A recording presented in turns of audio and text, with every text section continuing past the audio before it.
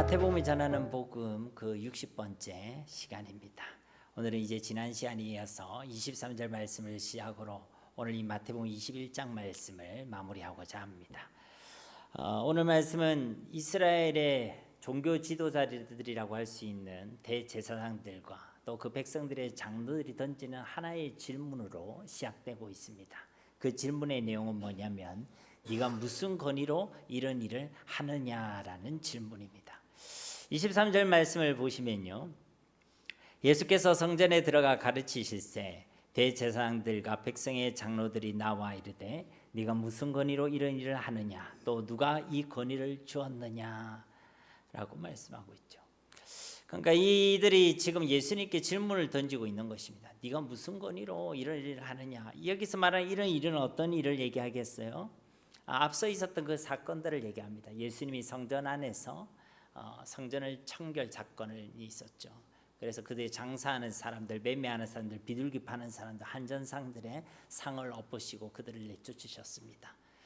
또 그들 가운데 사실은 성전 안에 들어오지 못한 사람들을 성전으로 다 초청하셨죠. 그래서 병든 자들, 부정한 자들, 어린아이들 같은 자들을 그 성전 안에서 모아서 또 그들을 치유하시고 그들에게 말씀을 가르쳤습니다. 사실 이들은 성전의 기득권자들이었잖아요. 대제사장들이나 종교 지도자들이. 그런데 이제 예수님이 와가지고 그 성전을 정화하시고 청결하시고 그 안에서 가르치시고 이러시니까 이제 그들이 기득권의 위협을 느낀 것이죠. 그리고 예수님께 따지고 있는 것입니다. 당신이 지금 무슨 권위로 무슨 권세로 이런 일을 행하느냐라고 질문하고 있는 것이죠.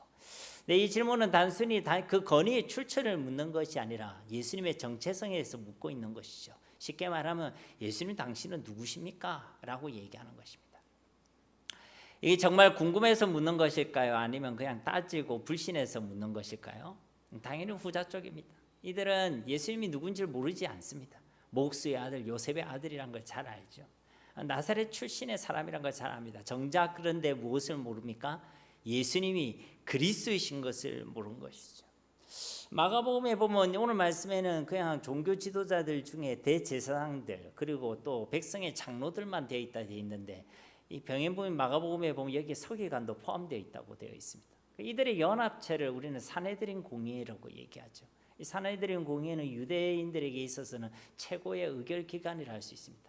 그래서 그 의장인 대제사장을 제외하고는 70명의 장로들로 이루어져 있었죠. 그들이 이제 예수님에 대한 굳이 말하면 진상을 밝히기 위한 조사단을 파견한 것이죠. 그래서 그들이 나와서 묻고 있는 것입니다. 당신이 누구냐라고 묻고 있는 것이죠. 여러분, 예수님이 누구시냐라는 것은 마태복음에 있어서 사실은 성경 전체에 있어서 가장 중요한 복음이라고 할 수 있죠. 그런데 우리는 이 마태복음 16장에서 이 예수님이 누구시냐에 대한 명쾌한 대답을 얻을 수가 있었습니다. 여러분 혹시 기억하십니까? 베드로가 이렇게 고백했는데 뭐라고 고백했죠? 주는 그리스도시요 살아계신 하나님의 아들이십니다. 아멘. 그렇습니다. 우리 예수님은 바로 그리스도가 되어주시는 것이죠. 우리를 죄에서 구원하시는 영원한 대제사장이 되어주시는 것이고 또 사탄의 권세에서 우리를 해방시켜 주신 만왕의 왕이 되어주시는 것이고 또 하나님을 만나는 유일한 길 대신 그 참 선지자가 되어주시는 분이 바로 우리 예수 그리스도시라는 것입니다. 하나님의 아들이란 것은 예수님이 참 하나님이시고 참 사람이신데 그분은 성령으로 잉태하셔서 죄가 없으시다는 것이죠. 근데 죄 없으신 그분이 우리를 위하여 십자가에서 죽으시고 부활하심을 통하여 우리의 모든 죄에서 우리가 속해 있는 그 모든 사망의 권세에서 우리를 구원하시는 그리스도로서의 그 사역을 완전히 이루신 줄로 믿습니다. 그런데 이 종교 지도자들, 이들은 성경과 가까이 있었고 누구보다 성전에서 가까이 있었던 자들이지만 정작 예수님에 대해서는 무지했다는 것이죠.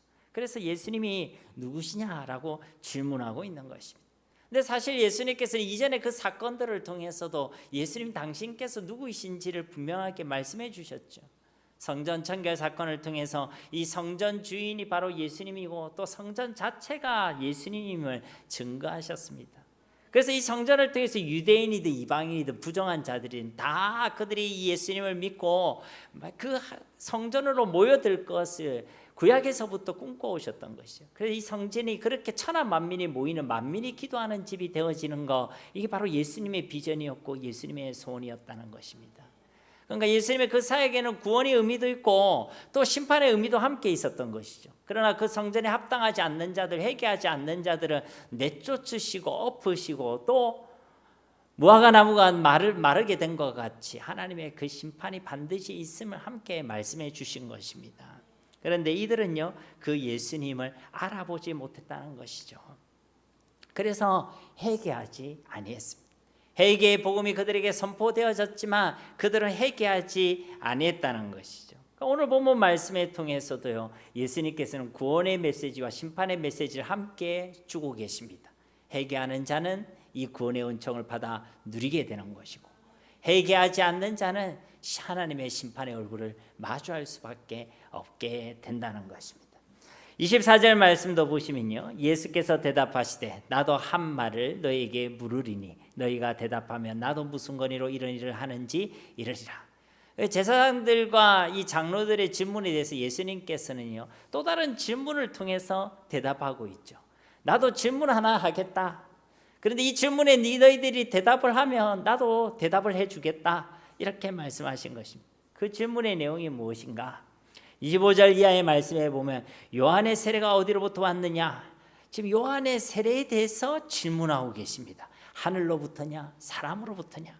그들이 서로 의논하여 이르되 만일 하늘로부터라 하면 어찌하여 그를 믿지 아니하였느냐 할 것이요 만일 사람으로부터라 하면 모든 사람이 요한을 선지자로 여기니 백성이 무섭다 하여 예수께 대답하여 이르되 우리가 알지 못하노라 하니 예수께서 이르시되 나도 무슨 권위로 이런 일을 하는지 너에게 이르지 아니하리라. 예수님을 향해 그들은 당신이 누구십니까? 무슨 권위로 일을 하십니까? 하는데 예수님께서는 질문으로 대답을 하신 거예요. 그럼 뭐라고 질문하시냐? 세례 요한은 그러면 무슨 권위로 세례를 베풀었냐라고 질문하신 것이죠. 그런데 이 세례 요한의 이야기를 꺼내신 것은요, 아주 매우 적절하다고 할 수 있습니다. 지금 이 본문의 이 흐름상에서 매우 적절하죠. 왜냐하면 지금 이 예수님께서 행하시던 그 사역과 메시지 속에는요, 구원의 복음, 심판의 복음이 함께 있었고 그것을 가로짓는 것이, 그것을 결정짓는 것이 바로 회개와 믿음이라는 것을 말씀하고 있기 때문에 그런 것입니다. 왜 그러냐? 여러분 보십시오. 세례 요한이 전한 복음의 핵심은 무엇이죠? 회개하라, 천국이 가까이 왔느니라. 예수님이 처음 전하신 복음의 명료한 성경의 기록이 무엇이죠? 회개하라, 천국이 가까이 왔느니라. 바로 회개의 복음이었기 때문인 것입니다. 그러니까 이 회개하는 자는 천국의 주인공이 되는 것이고 회개하지 않는 자는 반드시 심판을 받게 된다는 것입니다. 그러니까 이 말씀은 단순히 예수님께서 이들이 질문을 하니까 질문으로 대답하셨다라는 예수님의 탁월한 지혜에 대해서 말씀하고만 있는 것이 아니라 이 세례 요한을 언급하시면서 예수님의 그 정체성과 그 사역의 초점이 회개의 복음 곧 하나님의 나라 구원과 심판에 있음을 우리에게 말씀해 주고 있다는 것입니다. 여러분 이것을 여러분들이 이해해야 이 뒤에 나오는 두 비유의 내용을 이해할 수가 있어요. 이 두 비유의 내용이 어디에 초점이 맞춰져 있는지를 이해할 수 있다는 것입니다. 여러분 실제로 당시에 많은 사람들은 예수님을요 세례 요한이라고 생각했습니다. 분봉왕 헤롯도 어떻게 했죠? 이 예수님을 세례 요한의 환생이라고 생각했죠. 당신이 분명히 죽였는데 저기 보니까 또 세례 요한 같은 사람이 나타나서 회개하라 천국이 가까이 왔다고 하고 이 심판의 복음, 구원의 복음, 회개의 복음을 전하고 있으니까 이 분봉왕은 세례 요한 때문에 찔렸던 사람 아니에요, 그렇죠? 자신이 범한 죄, 헤로디아를 통해서 범했던 그 죄에 대해서 찔렸다가 나중에 이제 개심죄로 이 세례 요한의 목을 단강하고 잘랐던 사람 아닙니까? 근데 이제 그런 상황 가운데 있는데 저기서 또 회개의 복음을 전하고 있으니까 이제 너무 찔리는 거죠. 그게 또 이 많은 백성들이 예수님을 추종하고 있었습니다. 이 헤롯은요, 이 유대인들에게 잘 보여야 되는 사람이에요. 왜 그러냐면 그들에게 잘 보여야지, 그들에게 편안해야지만 로마에게로부터도 자기가 인정받을 수가 있는 것이죠. 그런데 이제 백성들이 들고 일어나고 소요가 일어나면요 자신의 그 무능력으로 그것이 인정되어지기 때문에 로마로부터 자신이 인정받지 못해 자신의 위치가 흔들릴 수가 있는 그런 상황입니다.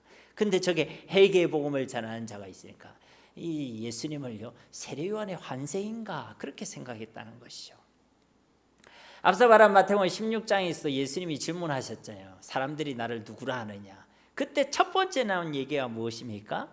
더러는 세례 요한, 저는 엘리야나 예레미야나 선지자 중에 하나라고 생각합니다. 그러니까 많은 사람들이 당시에 예수님을 세례 요한이라고 생각했다는 것이죠. 세례 요한의 부활이나 세례 요한의 환생 정도로 생각했다는 것입니다. 그래서 이 예수님에 대한 이 세례 요한의 이 예수님께서 세례 요한의 이야기를 꺼내신 것은요, 이 예수님께서 앞으로 장차 이루실 그 사역의 목적이 무엇인지를 증거하시는, 또 그것을 경고하시는 회개의 복음이기도 한 것이고, 또 동시에 이 질문을 던지고 있는 종교 지도자들에게는 매우 곤혹스러운 상황을 만드는 지혜로운 대답이기도 했다는 것이죠. 왜 이게 지혜로운 대답이냐? 그 세례 요한의 권위를 묻는 이 질문에 대해서 하늘로부터라고 대답하면 어떻습니까? 그런데 왜 그 세례 요한을 너희는 믿지 아니했고 받아들이지 않았냐? 그런 어떤 책망을 받게 되겠죠. 사람으로부터 왔다고 하면 어떻게 되겠습니까? 당시에 많은 사람들이 세례 요한을 따르고 있고 참 선지자로 알았기 때문에요, 백성들로부터 비난과 비판을 면할 수가 없는 그런 상황이었습니다. 그래서 이들의 대답은 무엇이었죠? 우리가 알지 못하노라. 인정하기 싫었던 거예요. 이들이 지금 정작 두려워하고 있는 것은 하나님입니까? 사람입니까? 사람을 두려워하고 있죠. 그래서 이들은요, 백성이 무섭다, 사람이 무섭다라고 이야기하고 있는 것입니다. 누구보다도 하나님을 믿고 하나님을 두려워하고 하나님을 경외해야 될 하나님의 백성, 하나님의 지도자들, 주님의 지도자들이 이제 하나님이 아니라 사람을 두려워하고 사람의 시선을, 눈치를 보고 있었다는 것입니다. 사랑하는 성도님 여러분, 사람이 아니라 진짜 하나님을 두려워하시기를 주님의 이름으로 축복합니다. 사람 앞에서가 아니라 진짜 코람되어 하나님 앞에서 살아가시기 바랍니다. 사람이 보면 잘하고 사람에게 보이려고 잘하고 열심히 하고 사람 때문에 무엇을 하고가 아니라 진짜 하나님 앞에서 우리는 살아가고 매일의 삶을 살아내어야 한다는 것입니다. 언제도 말씀드렸지만 교회는요, 인본주의가 아니라 신본주의의 반석 위에 세워져야 합니다. 우리가 공동회의도 했지만 교회는 민주주의를 하는 데가 아닙니다. 하나님의 말씀을 중심으로 신본주의가 교회의 근간이 되어야 한다는 것이. 마태복음 16장에 우리의 고백을 기억하지 않습니까? 주는 그리스도시요 살아계신 하나님의 아들이십니다. 그때 예수님께서 뭐라고 했습니까? 바요나 시몬아 네가 복이 있도다. 이를 네게 알게 하시는 내 혈육이 아니요 위에 계신 내 아버지시니라. 너는 베드로라. 이 반석 위에 내 교회를 세우리니 음부의 권세가 이기지 못하리라. 그러니까 예수님을 주로 고백하는 그 신앙 위에 하나님께서는 교회를 세워 가시겠다라고 말씀하고 계신다는 것입니다. 그러므로 교회는 사람이 주가 되는 인본주의가 아니라 하나님이 주가 되시는 신본주의 위에 세워져야 한다는 것입니다. 물론 우리는 한 영혼을 천하보다 귀하게 여겨야 합니다. 그렇지만 교회는 죄에 대해서 분명히 죄라고 이야기할 수 있어야 하는 거예요. 사람 때문에 사람의 눈치를 보며 사람을 위해서 진리가 아닌 것을 진리라고 말해서는 안 된다는 것이죠. 말씀이 아닌 것을 침묵하고 괜찮다 해서도 안 된다는 것입니다. 그렇기 때문에 우리가 어떤 죄인들을 바라보며 또 동성 연애를 하는 자들을 바라보며 우리가 그들을 마귀처럼 보는 것은 틀린 것이겠죠. 그들을 사랑하고 그들을 긍휼히 여기고 그들을 위해 간절히 기도해야 합니다. 그러나 그들 가운데 있는 그 죄에 대해서는 죄라고 이야기할 수 있어야 된다는 거예요. 동성연애는 창조의 법칙을 벗어난 분명히 죄입니다 라고 말할 수 있어야 한다는 것이죠. 무신론을 바탕으로 한 공산주의는 빈성경적인 진리입니다 라고 이야기해야 되는 거예요. 국가가 하나님의 역할을 감당하고 또 인본주의를 근간하고 있는 사회 민주주의 역시도 성경에서 가르침을 벗어난 것이라고 말할 수 있어야 한다는 것이죠. 우리는요, 정치 이야기를 하는 게 아닙니다. 성경에서 아닌 것은 아니라고 이야기할 수 있어야 한다는 것이죠. 사람의 눈치를 봐서는 안 된다는 것이죠. 우리가 진짜 두려워해야 될 것은 사람이 아니라 하나님이고 하나님의 말씀을 두려워해야 될 줄로 믿습니다. 갈라디아서 1장 10절 말씀에도 보시면 이제 내가 사람들에게 좋게 하랴 하나님께 좋게 하랴 사람들에게 기쁨을 구하랴 내가 지금까지 사람들의 기쁨을 구하였다면 그리스도의 종이 아니니라. 그러므로 진짜 사람이 아니라 하나님을 두려워하고 사람이 아니라 하나님을 기쁘시게 하는 참된 그리스도의 종들이 되시기를 주님의 이름으로 축복합니다. 어쨌든 이 예수님의 이 질문과 그 메시지에 대해서요, 이들은요 사람을 두려워하며 우리가 알지 못하노라 라고 대답을 회피하고 있다는 것이죠. 그래서 예수님 뭐라고 얘기하십니까? 그럼 나도 대답하지 않겠다 라고 그들에게 주신 그 기회를 철회하고 있음을 볼 수가 있습니다. 사랑하는 성도님 여러분, 어떤 지식은요 몰라도 괜찮은 것들이 있습니다. 영어를 잘하면 더 좋겠지만 몰라도 괜찮습니다. 여러분 중에 영어를 셀라셀라 잘 하시는 분도 있지만 영어만 하면 울렁울렁 되시는 분도 틀림없이 있지요. 그래도 다 먹고 살아가고 있어요, 없어요? 보니까 저보다 다 때깔도 좋으시고, 수학을 잘하면 더 좋겠고 더 편리하겠지만 몰라도 괜찮습니다. 우리가 가지고 있는 스마트 기능, 여러분 스마트폰을 다 들고 계시겠지만 그 기능을 여러분 얼마나 알고 얼마나 사용하고 있습니까? 전화하고 문자하고 톡하고 그냥 은행 입금 출금하고, 그게 여러분 알고 있는 기능의 거의 대부분이 아니겠습니까? 그런데도 몰라도 살아가는데 아무 문제가 없습니다. 그러나 우리가 반드시 알아야 될 지식이 있습니다. 그것은 바로 우리 예수 그리스도를 아는 지식인 줄 믿습니다. 예수님을 모르면 하나님을 만날 수가 없습니다. 예수님을 모르면 죄와 저주와 사망의 권세에서 해방될 수가 없습니다. 예수님을 모르면 하나님의 나라를 누릴 수도 없습니다. 우리가 구원을 받는 길도 예수님이고, 우리가 응답받는 통로도 예수님이고, 세상을 이기는 이름도 오직 예수 그리스도밖에 없기 때문에 그런 것입니다. 그래서 우리는요 예수를 반드시 알아야 되는 거예요. 우리도 모르겠습니다 이리 대답하면 안 된다는 거예요. 주는 그리스도시요 살아계신 하나님의 아들이십니다. 이 고백이 우리의 진짜 영적 지식과 믿음의 고백이 되어지기를 주님의 이름으로 축복합니다. 그러나 이 종교 지도자들은 회개하지 않고 우리는 알지 못한다라고 대답했죠. 결국 그들이 하나님의 심판의 대상이 되게 됨을 말씀하고 있는 것입니다. 이처럼 회개치 않고 뉘우치지 않는 당시 종교 지도자들과 유대인들에 대한 예수님의 회개의 복음은 이어지는 두 개의 비유의 말씀에서도 계속되고 있습니다.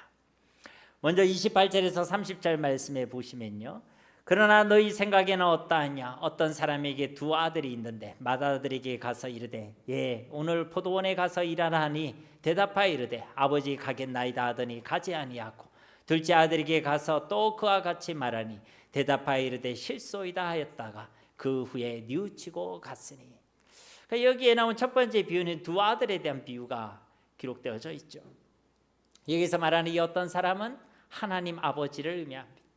그리고 그 어떤 사람이 두 아들이 있었다는 거예요. 세 아들도 아니고 두 아들밖에 없습니다.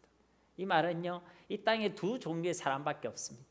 예수를 믿고 회개하는 사람, 예수를 믿지 않고 회개하지 않는 사람, 두 가지밖에 없다는 것입니다.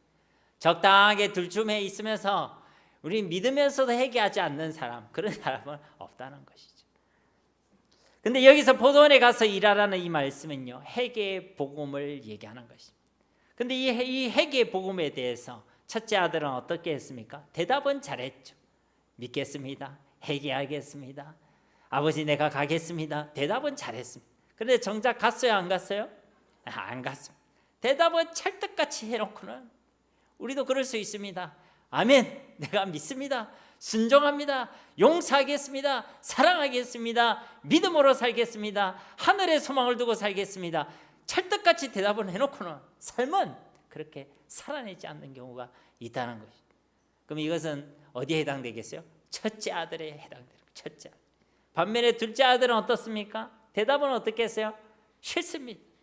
근데 그 뒤에는 어떻게 했습니까? 30절 후반절에 보면 뉘우치고 갔으니. 바로 여기에 오늘 말씀에 핵심이 있는 것입니다. 둘째 아들이 처음부터 잘한 것은 아니에요.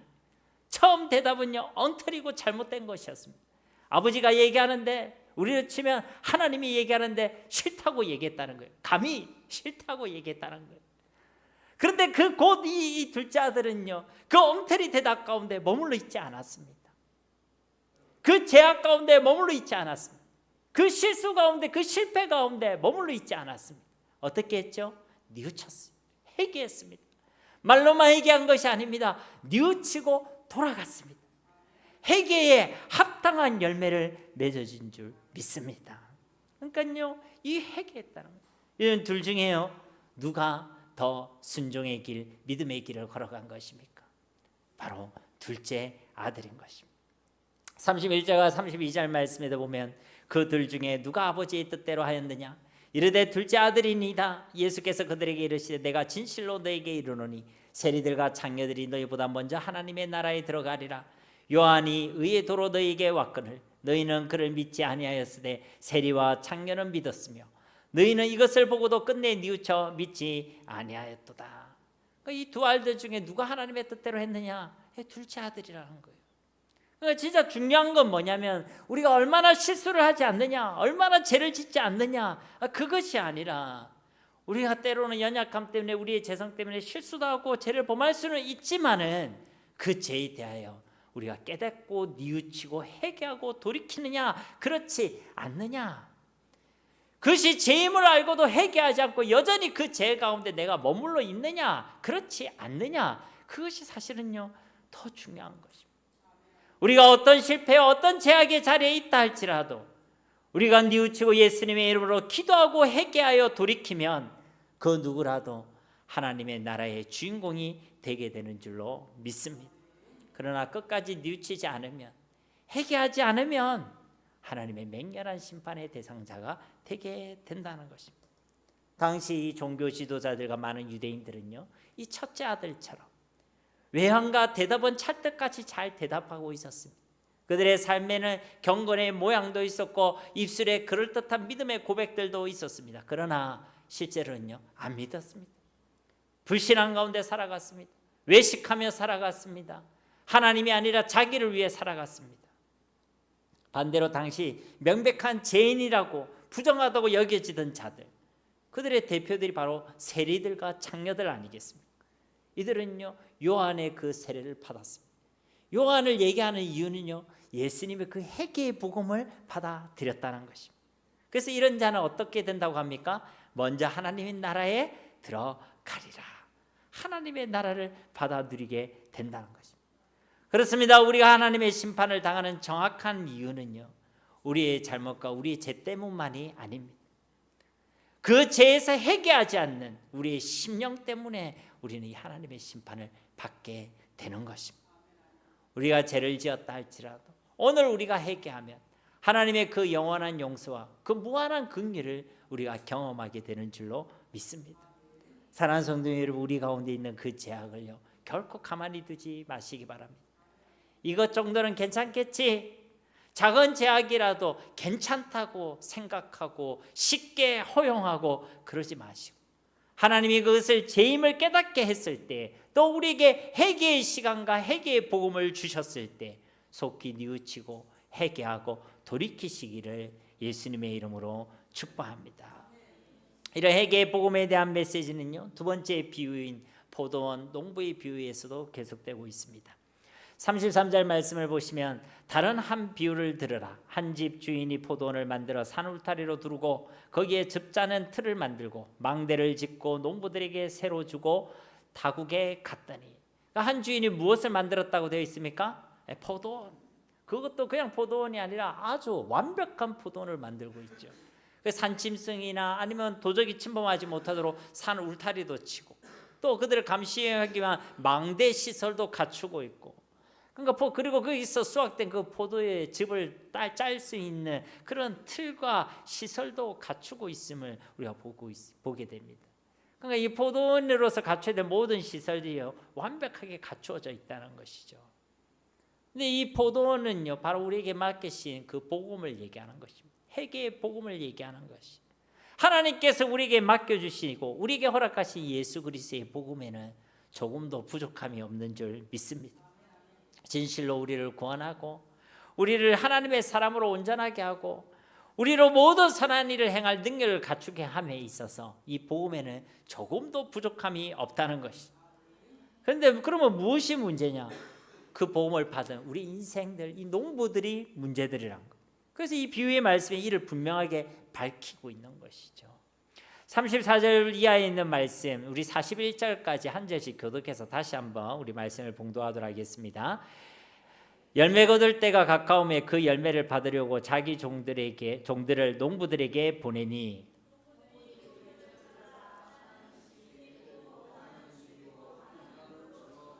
다시 다른 종들을 처음보다 많이 보내니 그들에게도 그렇게 하였는지라.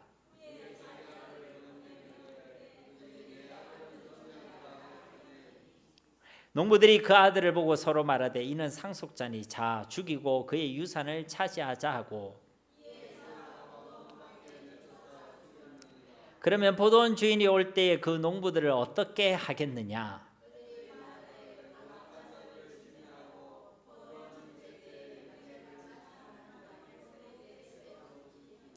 아멘.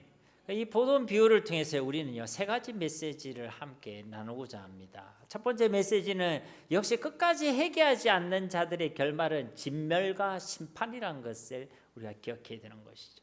이 포도원 주인은 그래도 믿을 만한 사람들에게 이 포도원을 만들고 그들에게 맡겼습니다. 그리고 그 포도원의 그 열매를 요구했던 것이죠.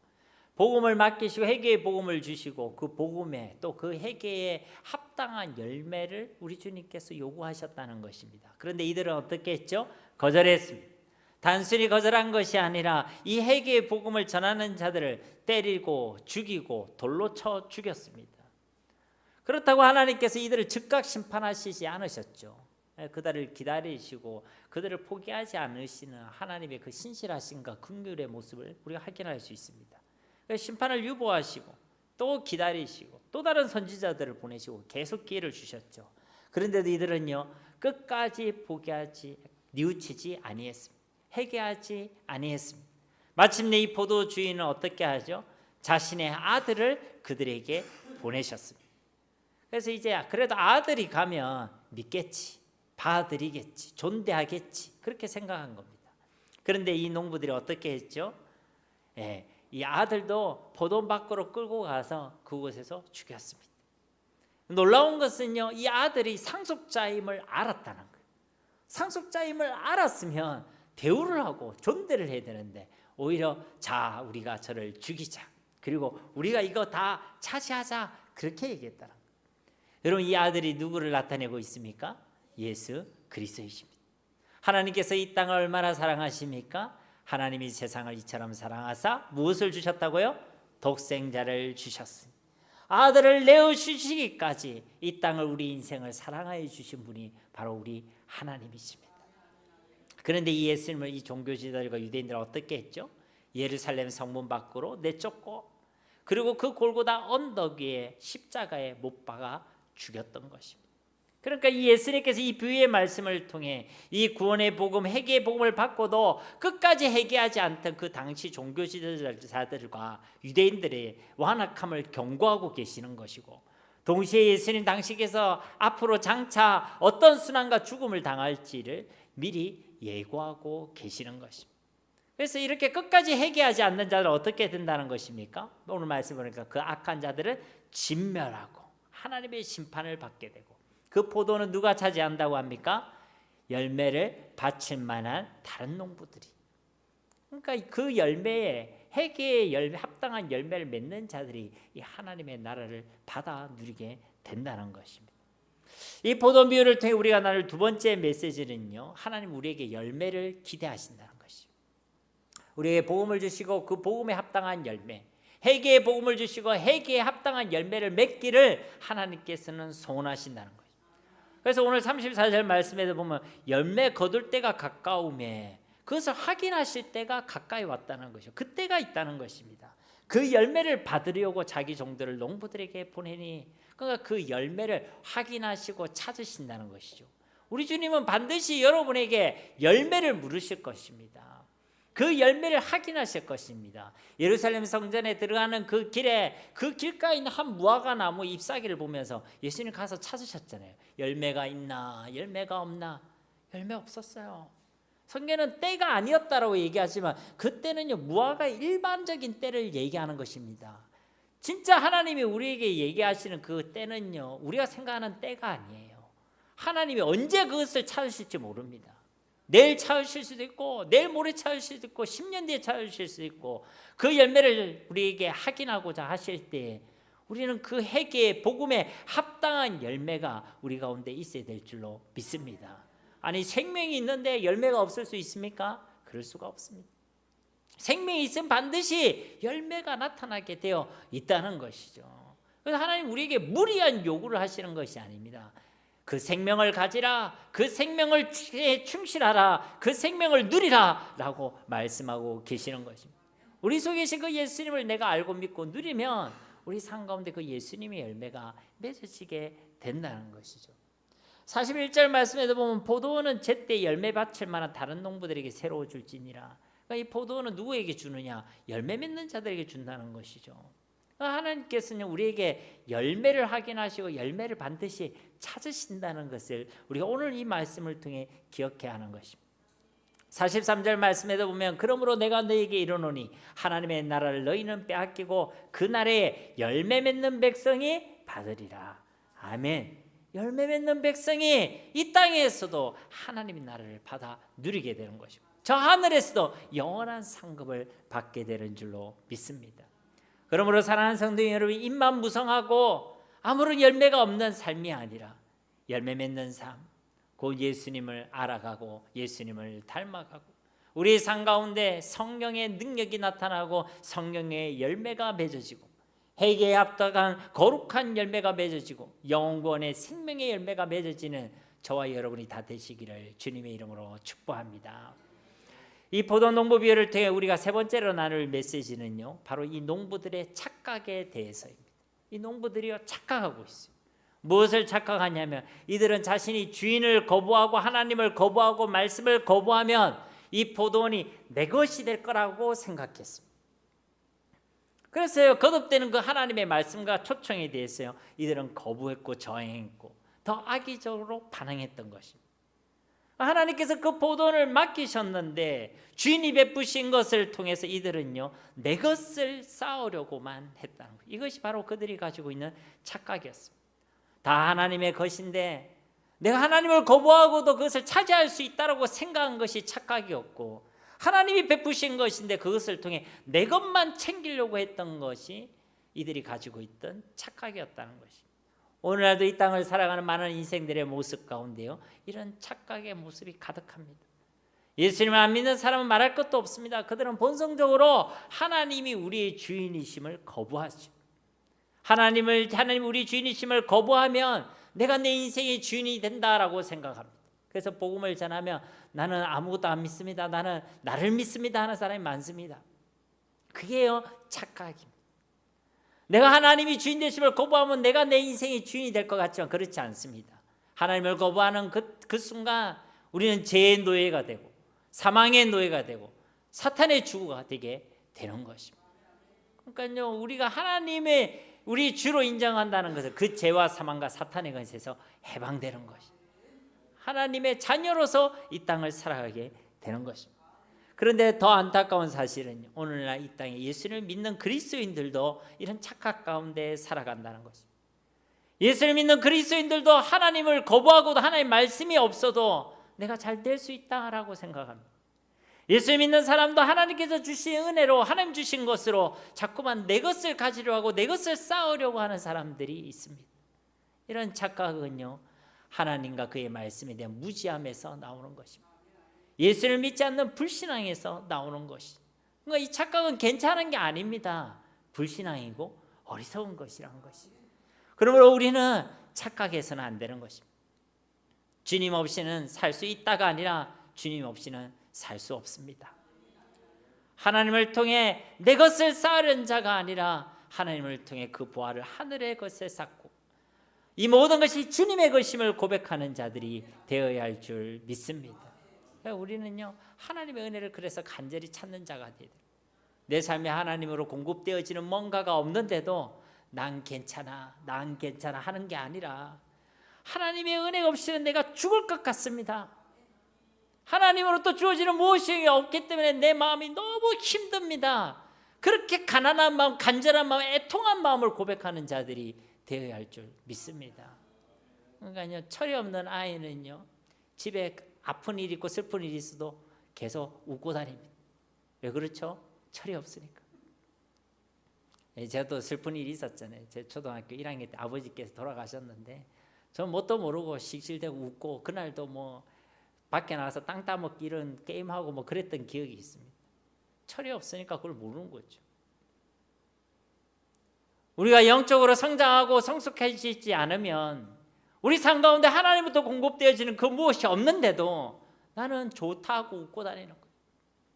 세상이 좋다면서 즐거워하는 것입니다. 하나님의 응답이 없고 하나님의 일하심이 없고 하나님의 역사가 없고 하나님의 손이 경험되어지도 않는데 난 괜찮아요. 그래 없어도 난 살 수 있어요. 그래도 나는 이렇게 잘 살잖아요. 먹고 마시고 즐기고 하는데 아무 문제 없습니다. 그렇게 생각하는 거예요. 그게 우리가 가지고 있는 치명적인 착각인 것입니다. 그런 삶 속에 우리가 계속 놓여져 있으면 서서히 죽어가는 거예요. 서서히 사망 가운데, 우리는 사망에서 해방된 자들인데 무슨 해병대도 아닌데 해병대 체험하러 가는 것처럼 사망을 경험하고 사망을 체험하고 그러다가 이제 부끄럽게 구원을 받게 되는 것이죠. 여러분, 이런 착각에서 해방되시기를 주님의 이름으로 축복합니다. 42절 말씀도 보시면 예수께서 이르시되 너희가 성경의 건축자들이 버린 돌이 모퉁이의 머릿돌이 되었나니 이것은 주로 말미암아 된 것이요 우리 눈에 기이하도다함을 읽어본 일이 없느냐. 많은 사람들이 예수님을 버린다는 거예요. 예수님을 거부한다는 것입니다. 예수님의 말씀을 거부한다는 거예요. 그런데 하나님께서는 어떻게 하시겠다는 것입니까? 그 건축자들이 버린 그 돌을 모퉁이의 머릿돌이 되게 하신다라고 말씀합니다. 그러니까 머릿돌이 되게 한다는 것은 그 위에 견고한 건물을 세우겠다는 것이죠. 사람들은 거부하고 멀리하고 없어도 된다라고 얘기하는 그 복음 위에, 그 말씀 위에, 그 은혜 위에 하나님께서는 우리의 삶을 세우시고 우리의 가정을 세우시고 우리의 교회를 세우시고 하나님의 나라를 세우시겠다고 말씀하고 계시는 것입니다.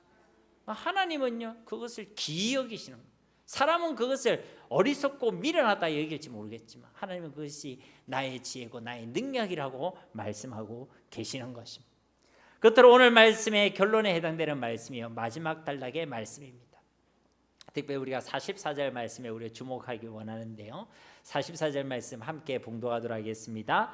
이 돌 위에 떨어지는 자는 깨지겠고 이 돌이 사람 위에 떨어지며 그를 가루로 만들어 흩으리라 하시니. 아멘. 여기서 말하는 이 돌은요 예수님의 복음, 회개의 복음을 의미하는 것입니다. 그런데 그 복음 위에 떨어진다는 것은 이 복음을 받아들이고 회개하는 자들을 의미하는 것이죠. 이들은 어떻게 된다는 것입니까? 깨어진다는 거예요. 뭐가 깨어진다는 것입니까? 우리의 옛사람이 깨어지는 거예요. 그 복음을 받은 자들, 회개의 복음을 받은 자들은요 깨어지고 부서지게 된다는 거예요. 죄를 향해 살아가던 나의 사람, 세상을 소망하던 세상의 나의 사람, 그런 나의 옛사람, 제약된 사람, 욕심의 사람, 정욕의 사람은 깨어지고 부서지게 된다는 거예요. 그게 복음의 능력인 줄 믿습니다. 아무리 내게 단단한 껍질이 있다 할지라도 복음은 그것을 깨뜨리는 거예요. 내한테 절대 변화되지 않는 그 무엇이 있다고 할지라도 복음은 그것을 변화시키는 것입니다. 모든 닫힌 것들을 이 복음은 열게 하신다는 것이죠. 이 복음을 받은 자들에게는요 깨어지고 부서지는 변화의 역사가 일어나게 된다는 것입니다. 다음으로 이 돌이 사람 위에 떨어진다는 것은 하나님의 심판을 의미하는 것입니다. 다니엘서 2장 34절 말씀에 보면요 또 왕이 보신즉 손대지 아니하는 돌이 나와서 신상의 새와 진흙의 발을 쳐서 부서뜨리매. 여기도 보면 돌이 나왔다라고 되어 있죠. 이것을 다른 원문을 보면요 돌 하나가 날아왔다라고 되어 있습니다. 그러니까 사람이 돌을 가져온 게 아니라 돌 하나가 날아왔다는 거예요. 근데 그 돌이 신상, 우상 위에 떨어졌다는 거예요. 떨어지니까 어떻게 됐어요? 그게 부서지게 됐다. 우상이 파괴되고 무너뜨렸다는 것입니다. 여러분, 우리가 받은 이 복음에는 구원의 능력도 있지만 심판의 능력도 함께 있게 되는 것입니다. 회개하고 복음을 받아들이는 자에게는 당연히 구원의 능력이 나타나고 구원의 은혜를 경험하게 되겠지만 이 복음을 거부하는 자들, 이 복음, 회개의 복음 앞에서 끝까지 뉘우치지 않고 회개하지 않는 자들에게는 이 심판의 돌이 떨어지게 된다는 것. 그들을 가루로 만드시고 흩으시는 하나님의 맹렬한 심판, 완전한 심판이 그들에게 임하게 된다는 것입니다. 우리가 이 회개의 복음 앞에 속히 회개하고 돌이키고 합당한 열매를 맺어야 한다는 것입니다. 45절과 46절 말씀에도 보면 대제사장들과 바리새인들이 예수의 비유를 듣고 자기들을 가리켜 말씀하신 줄 알고 잡고자 하나 무리를 무서워하니 이는 그들이 예수를 선지자로 알미었더라. 이 대사관과 바리새인들은요 끝까지 사람의 눈치를 보죠. 회개하는 복음이, 회개의 복음이 그들 앞에 주어졌음에도 불구하고 이들은 받아들이지 않습니다. 뭔가 마음에 불편함은 있었던 것 같아요. 그러니까 이들이 뭐라고 얘기합니까? 우리를 가리켜 하신 말씀이구나. 여러분에게 말씀이 주어졌을 때 저 말씀 내게 주시는 말씀이구나 할 때가 있어요, 없어요? 있죠. 그때 나타나는 반응이 두 가지입니다. 그 복음, 그 말씀을 받아들이고 믿음으로 받아들이고 아멘 하시는 분이 있고, 그 말씀에 불편함을 가지고 거기에 대해서 불신앙하고 시험에 드는 사람이 있는 것입니다. 그러니까 이들은요 후자 쪽이었던 것이죠. 분명히 자기들에게 주신 말씀인 줄 알았음에도 불구하고 이들은 회개하지 아니했습니다. 첫 번째 비유의 그 첫째 아들처럼, 두 번째 비유의 그 포도의 농부들처럼 오히려 이 예수님을 잡아서 해하려고만 했다는 것이죠. 이들의 결말은 어떻게 된다는 것입니까? 진멸되고 하나님의 나라와는 상관없는 인생이 되게 된다는 것입니다. 이 심판의 돌이 곧 그들 위에 떨어지게 될 것을 말씀해 주고 있는 것입니다. 이들이 단순히 죄를 지었기 때문이 아닙니다. 이 복음 앞에서도 돌이키지 아니하고 회개하지 아니했기 때문인 것입니다. 그러므로 사랑하는 성도님 여러분, 오늘 말씀의 이 유대 종교 지도자처럼 또 이 비유의 말씀의 첫째 아들이나 포도 농부들처럼 예수님을 두고도 예수님을 모르고 예수님을 멀리하고 예수님이 필요 없다라고 고백하지 마시고, 또 우리 가운데 있는 그 죄악에 대하여 회개하지 않는 자가 되지 마시고 예수님 없이는 살아갈 수 없음을 고백하고 정말 이 회개의 복음 앞에 우리 가운데 있는 그 죄악에 대하여 애통해하고 뉘우치고 철저히 회개하여 회개에 합당한 열매를 맺는 자들이 되시기 바랍니다. 그렇게 하나님께 기쁨이 되는 인생, 하나님의 나라의 주인공들이 다 되시기를 우리 주 예수님의 이름으로 간절히 축원드립니다. 우리 말씀을 기억하시면서 이 시간 함께 기도하기 원합니다. 오늘도 우리에게 주신 이 회개의 복음 앞에 우리의 삶 가운데 있는 혹 어리석음과 무지함과 불신함과 죄악들, 또 마음의 우상과 삶의 우상들이 있다면 철저히 회개하게 하옵소서. 하나님, 또 우리가 착각하고 있는 것이 있다면 오늘 우리의 무지함을 깨뜨려 주시고 하나님 예수님을 분명히 알게 하셔서 주님 없이는 살아갈 수 없음을 고백하는 자들 되게 하시고, 우리 삶 가운데 끊어져 있는 하나님의 은혜에 대해 괜찮다 하는 자들이 아니라 하나님 그 은혜를 사모하게 하시고 다시 그 은혜를 회복하게 하시고 우리 심령 가운데 우리 삶 가운데 그 은혜들이 흘러 넘치게 하여 주시옵소서. 그런 하나님의 나라를 누리는 자들 되게 하옵소서. 우리 말씀 붙들고 이 시간 함께 기도하며 나가도록 하겠습니다. 살아계신 아버지 하나님 감사합니다. 오늘도 말씀을 우리에게 거울로 주셔서 우리의 삶을 비추게 하시고 우리의 삶을 돌아보게 하심을 감사드립니다. 주님, 우리의 삶이 하나님께서 원하시고 기뻐하시는 참된 예배자의 삶인지 하나님 우리가 살펴보기를 원합니다. 우리 삶이 하나님이 받을 만한 그런 거룩의 삶인지 하나님 우리가 살펴볼 수 있기를 원합니다. 주님, 우리로 예수님을 알게 하옵소서. 예수님을 우리가 모르고 예수님을 거부하며 예수님 없어도 된다라고 착각 속에 살아가지 않게 하옵소서. 우리 삶 가운데 하나님의 은혜와 하나님의 손이 걸어져 있음에도 그것을 괜찮다고 착각하지 아니하게 하옵소서. 위기를 느끼게 하옵소서. 우리 마음에 불편함이 있게 하옵소서. 간절한 마음이 있게 하시고 애통하는 마음이 있게 하시고 주님의 은혜를 사모하게 하옵소서. 주님 없이는 살아갈 수 없음을 고백하는 자들이 될 수 있도록 주님 은혜 베풀어 주시옵소서. 오늘 우리 가운데 있는 죄악을 주께 얘기합니다. 우리 생각과 마음과 삶 가운데 있는 죄악을 주께 얘기합니다. 우리 삶의 선택과 모양과 모습과 습관 가운데 있는 죄악들을 회개합니다. 우리가 알고 지은 죄 모르고 지은 모든 죄까지 주님께 회개합니다. 주님, 우리를 용서하옵소서. 그 십자가의 보혈 우리를 정결케 하시고 우리를 깨끗하게 하시고 우리의 박약한 의지를 붙들어 주셔서 죄로부터 돌이키게 하옵소서. 죄로부터 뉘우치게 하옵소서. 죄를 끊어내게 하여 주시옵소서. 하나님, 우리가 그 복음 앞에, 회개의 복음 앞에 깨어지길 원합니다. 우리 옛사람이 깨어지고 우리 세상이 깨어지고 죄악의 습관이 깨어지고 우리의 마음의 우상과 삶의 우상들이 깨어지기를 원합니다. 하나님, 그 심판의 돌, 심판의 때가 있음을 알고 두렵고 떨림으로 그날을 준비하게 하시고 십자가 앞으로 나아가길 원합니다. 주님 앞으로 나아가길 원합니다. 은혜를 붙들길 원합니다. 주님의 피를 붙들길 원합니다. 십자가를 붙들길 원합니다. 주님, 오늘도 주님 앞에 나아가는 자들에게 회복의 역사를 주시옵소서. 영원한 용서의 은혜를 경험하게 하옵소서. 하나님의 손을 경험하게 하시고 하나님의 긍휼을 경험하게 하시고 주님의 사랑을 확신할 수 있는 복된 이 시간 되게 하옵소서. 주는 그리스도시요 살아계신 하나님의 아들이심을 믿습니다. 주여 역사하여 주시옵소서. 감사드리며 예수님의 이름으로 간절히 기도드립니다.